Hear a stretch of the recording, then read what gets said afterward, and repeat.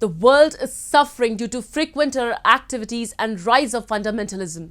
As when stress is laid to wipe out extremism to maintain global peace, some countries are lending their support to these exterminators. Let's watch out why China and Pakistan remain strong allies to support extremism and create hurdles to global peace. Paying tributes to the victims of most horrific Mumbai terror attacks, United Nations Secretary General Antonio Guterres, after paying homage to the martyrs of the 26/11 terrorist attacks at the Hotel Taj in Mumbai, said no cause can justify terrorism of any kind, and that fighting terrorism should be the global priority of every country in the world. It was in 2008, 10 members of the Lashkar-e-Taiba, an Islamist terrorist organization from Pakistan, carried out 12 coordinated shooting and bombing attacks lasting 4 days across India's financial capital. A total of 175 people died, including 9 attackers, and more than 300 were wounded. Terrorism is absolute evil. There are no reasons, no pretexts, no causes, no grievances that can justify terrorism. Terrorism is absolute evil, and terrorism has no room in today's world.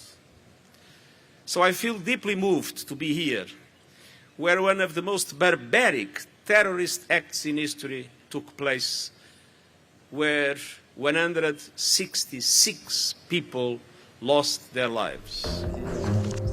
It was surprising that India's massive efforts in fighting against terrorism were crushed by China and its ally, Pakistan, at the United Nations. Beijing recently put hold on a proposal by India and the US at the United Nations to blacklist Pakistan-based terrorist Hafiz Talha Saeed, the son of Mumbai terror attacks mastermind and Lashkar-e-Taiba chief Hafiz Saeed. Earlier, China had put on hold a proposal to list Pakistan-based Lashkar-e-Taiba leader Shahid Mahmood as a global terrorist. Observers who understand the working of the United Nations said that China is misusing its status as a permanent member of the United Nations Security Council to put a hold on the listing of Pakistan-based terrorists on the UN Security Council's Al-Qaeda and ISIL Sanctions Committee. When it comes to putting curb on terrorists it shelters, Pakistan maintains silence at global forums. At the 90th Interpol General Assembly in New Delhi, Pakistani delegate remained tight-lipped when asked about extradition of underworld don Dawood Ibrahim and handing over Hafiz Saeed, the mastermind of 26/11 Mumbai terror attacks, to India. Indian Prime Minister Narendra Modi, while addressing the conference, called for global action against terror financing. When threats are global, the response cannot be just local. It is time, and it is high time, that the world comes together to defeat these threats. Friends, India has been combating transnational terrorism for several decades, long before the world woke up to it. We knew the price of safety and security. Pakistan remains the breeding ground of dozens of terrorist outfits including the Taliban, Al-Qaeda, Jaish-e-Mohammed and Lashkar-e-Jhangvi.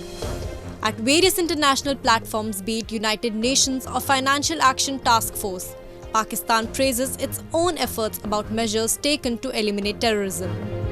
In reality, it continues to shelter, finance and provides training to them. India, which remains victim of cross-border terrorism for over 3 decades, has regularly informed the United Nations about its neighbors' continued laxity towards terror financing investigations and prosecutions of senior leaders and commanders of United Nations designated terrorist groups.